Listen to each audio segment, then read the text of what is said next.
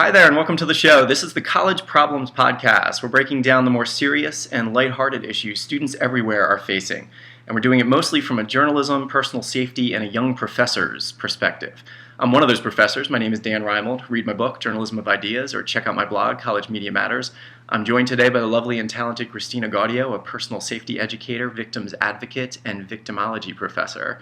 Christina, thanks for being here today. Now, you're just about to dive into your first class of the semester. I just got done teaching my first classes of the term. It reminded me just how awkward and kind of sucky first classes can be. I felt like mine went pretty well overall, but it's just one of those things that it's kind of trying to solve the riddle of the Sphinx, how to make them less awkward. Do you find that to be the case? Or do you walk in and just rock it out? What's it like? No, I definitely think it's awkward. It's just as much awkward for us as it is for them. I think they don't realize that we're coming into the same situation of, we don't know you, we don't know what you look like, we have no idea what you want out of us. Yes. So it's an aspect of, I think, trying to find that middle ground of, you want them to want to be there, you want them to like you, but also realize that, hey, I'm a professor and I'm not your best friend, but I'm going to be here if you need me. I definitely think it's college problem number one, the first day awkwardness, or just sort of that mystery. I sometimes feel like I want to be the coolest professor in the world right away with a fun video and a crazy gung-ho attitude. I think I drink more coffee that day to gear up than any other point in the semester. Yeah, and then there's kind of that used car salesman aspect too, because again, you're trumpeting the course. Not that I'm worried that people are going to drop immediately right after, but if your reputation is preceding you or the students are looking at you nervously like, what have I signed up for? I just feel like I almost have too much energy at times. And that's funny you mentioned that because I actually just picked up the sociology newsletter, and it says in there about how people really loved my class last time and how everybody's looking forward to this new one. So I was like, boy, there's not enough pressure. Let's put a little bit more on me, Like, I have to take what I did and now really make it bigger because everybody's coming in going, oh my gosh, did you hear what you did? Da, da, da, da. This is exactly the thing I see online as well. I feel like it's one of those things where, especially in the age of the narcissist, as Time Magazine put it in an article this past week, that we all think we're the greatest professor and the students love us the most. Unless you're really the grumpy old man or woman of the department, you still feel like you have the juice. You can see it on Rate My Professors. You can find it in the student comments and ignore the bad stuff. At that point, the students just don't get it. And so again, I feel like there's that extra pressure as I start to see the comments on social media and the Chronicle of Higher Ed rolling out 100,000 pieces of advice for day one, that you almost feel like it's going to be a complete and utter fail, even when in the scheme of things, it's just another 50 minutes or an hour and 10 minutes.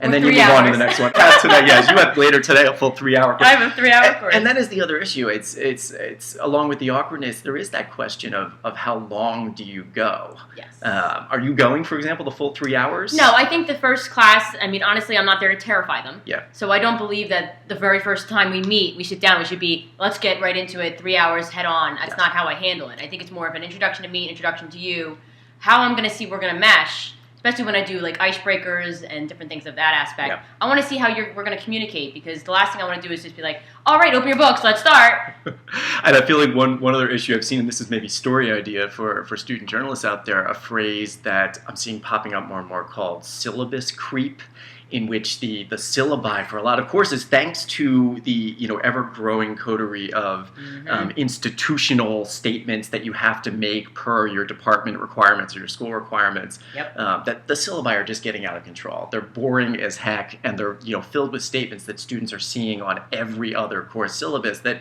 kind of like when you're signing a cell phone contract, you're not really reading them. No, you're things. Not reading them. They're not. They're not reading them because I made the joke too. I look at everything I have to put on there, and I literally go and I say, listen, give me exactly what they need to have on here, the mandatory that I need to have, because I need to cut the rest of it out because they're not reading it. They don't care. Yes. I said, I'd rather be able to get the important things on here that need to be on here. I always feel like there needs to be a one sheet, as they call it, or just kind of a white paper or mission statement of just, here's the most important thing to know. Yes. Or go right to the grading point, grading part, and ignore everything else. But it'd be interesting for any student journalists out there to maybe do a syllabus collection of sorts to see if there's any professors, for example, doing it right and making it interesting. Maybe there's more of a growing, assemblage of digital syllabi that are out there that are incorporating some multimedia, or maybe it's just interesting that all of them are saying the exact same damn thing. And if they are saying the exact damn thing, I think they need to start sitting down with their advisors and sign it once in the beginning of the semester, and then we're done. and it does. The one, I think, sort of serious point of all this before we segue is just the idea that it does speak to that larger notion of kind of the institutional eye in the sky having an ever-increasing presence, in the classroom space. And, they're still just statements, and for the most part, it's just kind of that thing you feel like you have to throw out or include without focusing on. But, it's there, and it kind of hovers over things. That's the institution saying, we trust our professors, but only so much. You better make sure you've got that in there. And, when the crazy moment happens, you're going to be held responsible because it's there on page 7 of your syllabi. So definitely survey. So college problem number 2, syllabus creep. I would nominate at that point. Yeah, CYA. So one more serious problem that now is the notion also of, with the new school year getting started, and obviously there's the first days of classes, but also it's the first days just of college life for a lot of new freshmen. And so for the first time, living away from home, dealing with strangers and living in that weird, dorm atmosphere, dealing with, digital security issues that they've never had before when they were limited to a few minutes on the computer at night, back home. You're a personal safety educator and a victimology instructor. What do you see as some of the things that, students and also potentially student journalists who are covering this should be aware of as some of the big issues for new freshmen? I think the first one, most definitely, that we're going to have to address is that, like you said, a lot of these students are coming from their homes, they're coming from a bubble that they're used to. Everybody around them, they feel safe, they know everything, and then they're moving into these dorms. They're starting to commute to and from schools. Yeah. We're talking about different locations, a different lifestyle. Most of these students are naive, not in a bad way, but in an aspect of, like I was when I was a college freshman. I came onto a campus, I was just so excited to start college. I wasn't paying attention to what was around me, going on around me. So I would say the number one thing is situational awareness. Okay. Most freshmen, transfer students, commuting students, they don't have the situational awareness because they haven't learned yet to know what it is and understand why they need it. Okay, so sort of college problem number 3 here, I think, as we're throwing out, is that sort of, the lack of awareness among freshmen. What does that mean? What is the situation that they need to be aware of? What's the idea of that? I'm curious. I think it's actually a mindset in the aspect of pretty much knowing what's going on around you all the time in some way.